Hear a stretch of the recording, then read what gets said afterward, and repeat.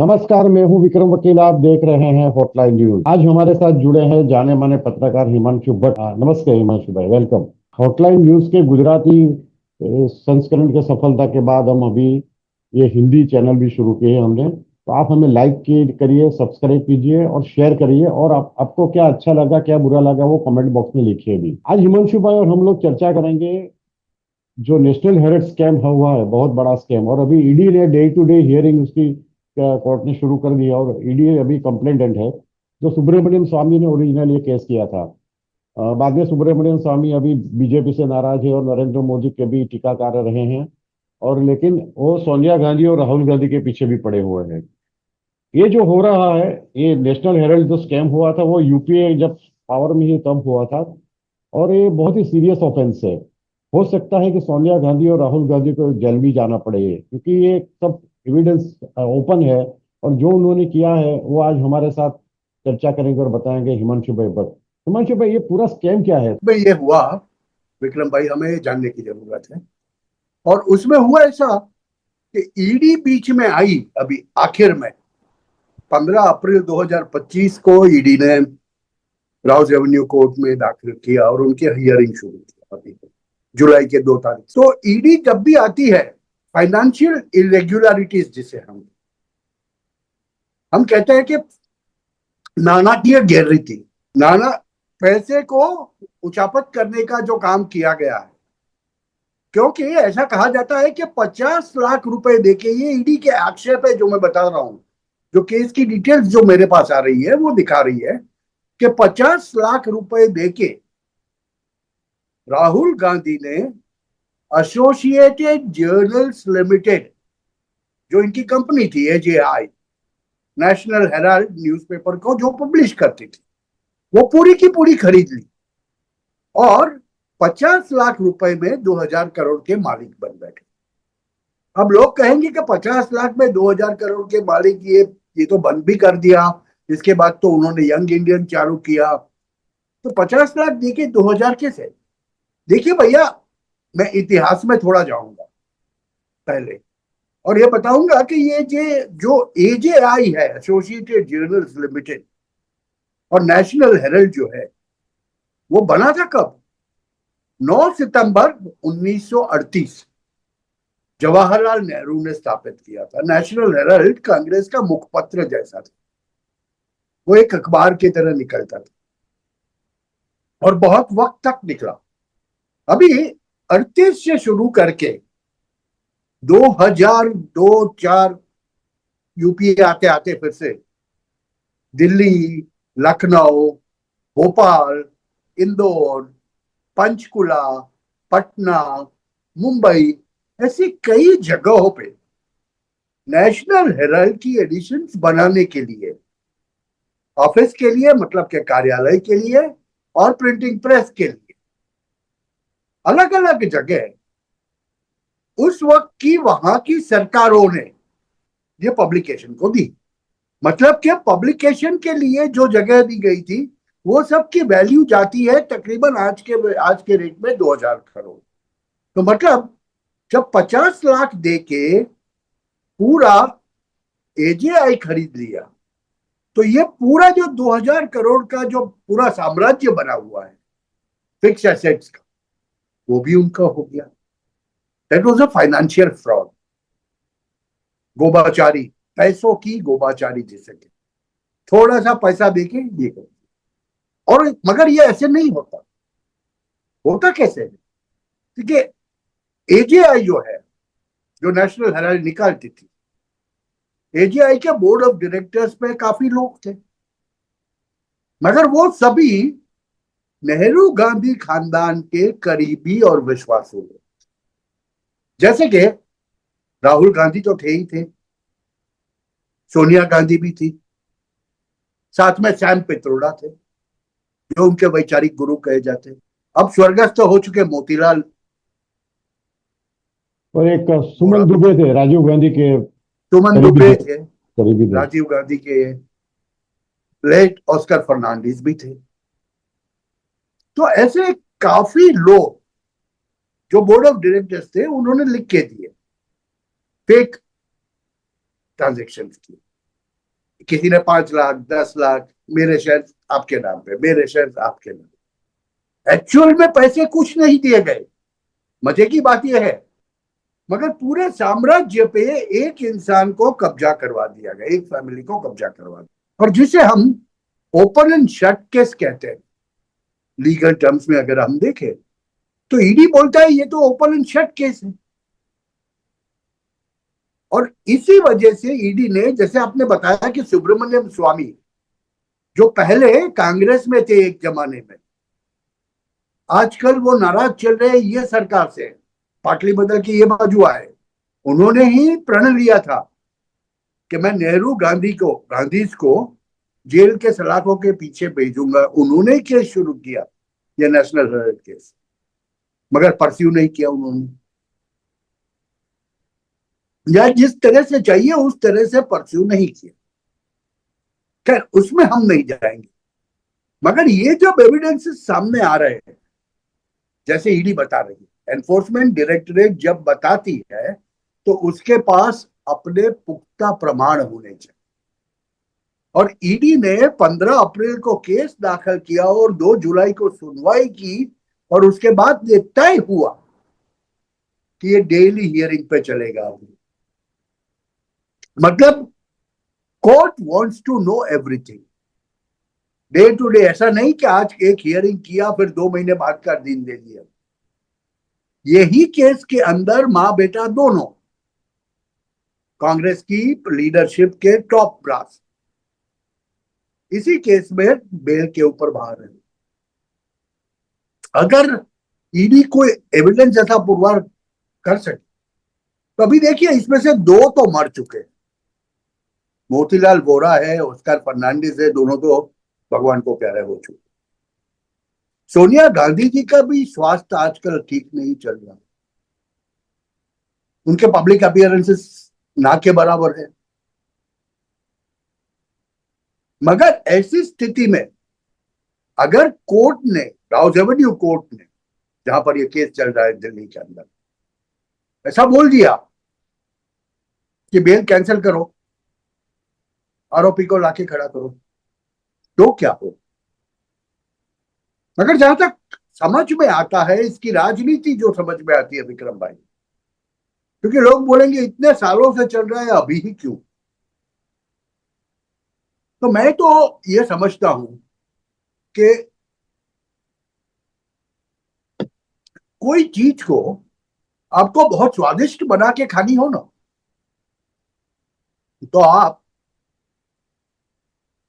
धीमी ताप के ऊपर उसको जलाएं, विथ लाइट फ्लेम आप जलाते रहें, जिससे लोगों का इंटरेस्ट भी एक लंबे वक्त तक बना रहे और फिर उसको खाने में भी मजा आए। जैसे कि हमारे यहाँ कहा जाता है उम्बाडियू साउथ गुजरात में बनता है। और हिमांशु भाई देखिए ना, ये देखिए आप अभी एक ये भी चर्चा हो रही है पॉलिटिकल सर्कल में कि भाई ये अभी मान लीजिए कि ऑन मेरिट भी ये लोग हार गए, सोनिया गांधी राहुल गांधी ये केस, और ईडी जीत गई, तो फिर उनको कोई जो मान लीजिए सजा होती है और जेल जाना पड़ता है तो उससे सिंपैथी क्रिएट होगी। तो मोदी गवर्नमेंट अभी ये वक्त के लिए कुछ ऐसा सोचेगी क्या कि सिंपैथी मिल जाए कांग्रेस को, या फिर पूरे देश में फिर से वो आंदोलन करने लगे सोनिया गांधी के जेल जाने के खिलाफ? देखिए, कभी ना कभी तो ये होना, क्योंकि लीगल टर्म्स में आप अगर कोई भी लीगल एक्सपर्ट को पूछे, मैं तो लीगल एक्सपर्ट हूं नहीं, मगर पत्रकारिता करते करते जो समझ में आ रही है बात, वो ये है आज नहीं तो कल तो होना। मगर हाँ, नरेंद्र भाई मोदी को जैसे कहते हैं कि खिचड़ी भी वो खाते हैं ना तो एकदम ठंडी करके खाते हैं, उसके ऊपर ठंडा दूध डालते हैं, ये इनकी आदत है। तो राजनीति भी ऐसे करते हैं, काफी चीजों में देखने को मिला कि उनकी राजनीति है ठंडा करके खाओ। तो जहां तक हो सके वहां तक डिले होगा ही। और ऐसे में अगर समझ लो, खुदा ना खास्ता 2 तो भगवान को प्यारे हो चुके हैं अभियुक्त, तो कोई तीसरा बड़ा अभियुक्त भी भगवान के प्यारे पास हो जाए, पहुंच जाए, तो आज देखे तो राहुल गांधी का पॉलिटिकल कैपिटल, आप जो पूछ रहे हैं ना मुझे, राहुल गांधी का जो पॉलिटिकल कैपिटल 2024 में था, लोकसभा के चुनाव के पहले, जो जिस प्रकार से वो प्रचार प्रसार कर रहे थे, और आज का पॉलिटिकल कैपिटल देखे, बहुत कम है। और अगर समझ लो, अगर समझ लो ऑपरेशन सिंदूर का पार्ट 2 हो गया और भारत ने बुरी तरह से फिर से पाकिस्तान को मारा,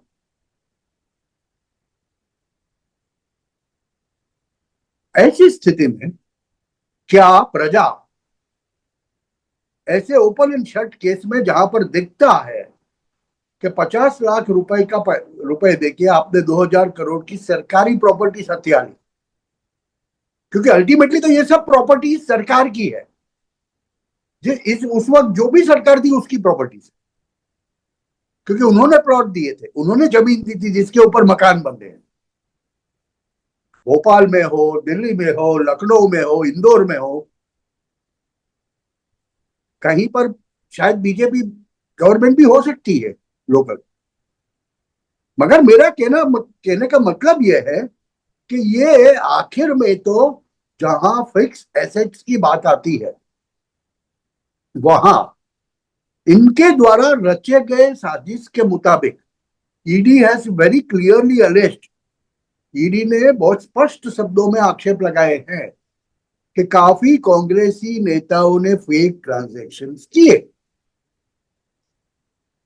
तो ऐसे में सजा आती है। तो ये आज के जमाने में सब जो जो सिंपैथी वेव की आप बात कर रहे हैं ना सर, वो सिंपैथी वेव लालू ने भी मांगा था, मुझे जेल भेज दिया, क्या मिला क्या बिहार में उसे?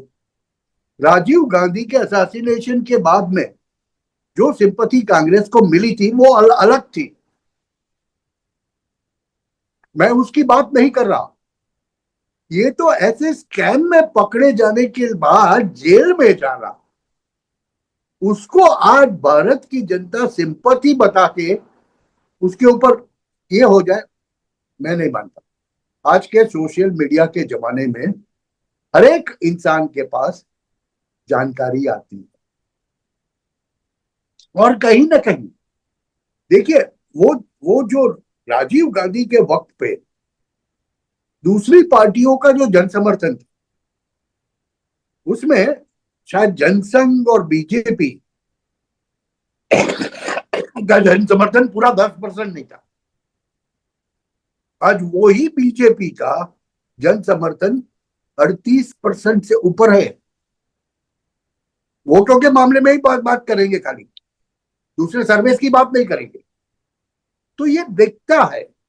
और दूसरी बात, कांग्रेस के लिए लोग ऐसा मानने लगे अभी कि ये मुस्लिम लीग का एक बदला स्वरूप बन गया, और इसी इसी वजह से आप देखोगे कि जहां सीधी फाइट में कांग्रेस बीजेपी के साथ होती है, वहां उनका उसका पराजय होता है, क्योंकि बहुधा प्रजा वो पसंद नहीं करती। तो आप जो सिंपैथी की बात कर रहे हैं, हाँ हो सकता है, मगर जहां तक मुझे समझ में आता है राजनीति, तो शायद सिंपैथी नरेंद्र के मोदी, उपरांत भी अमित भाई ऐसा कुछ नहीं करेंगे। हिमांशु भाई और भी एक गवर्नमेंट के लिए मोदी सरकार के लिए एक चिंता का विषय हो सकता है कि ये लोग पूरे देश में एक हायरार्की फैलाने की कोशिश करे थे, वो दंगा हो जाए, शुरू करवा दे, तो ये भी एक नहीं, चिंता वो का तो विषय हो करेंगे, सकता है। वो प्रयत्न तो सब करेंगे सर। देखिए, आपको जाति के नाम पे बांटने की कोशिश करेंगे, आपको भाषा के नाम पे बांटने की कोशिश करेंगे, आपके ऊपर थोपा जा रहा है, किसान को ये बताने की कोशिश करेंगे आपके ऊपर फार्म लॉस थोपा जा रहा है, ये कह के भड़काने की कोशिश करेंगे। 2 साल तक दिल्ली को ब्लॉक करने की कोशिश की, किया ही ना, शाहीन बाग किया ही ना। मगर वो सबसे आज का भारतीय समाज अभी तक तो स्थिर होके बैठे। और ये एनआरकी की जहां तक बात है, देखिए सर, अपने और 140 करोड़ के देश के अंदर अगर एनआरकी शुरू हुई, तो न तो मैं टिक पाऊंगा, न आप टिक पाए। और ऐसी स्थिति में सरकार को कड़क हाथ से ही काम कर लेना पड़ेगा। Yes, they will try their best. और शायद 2026 का बिहार का था, ये इस साल का बिहार का चुनाव और 2027 का यूपी का चुनाव बहुत कुछ है।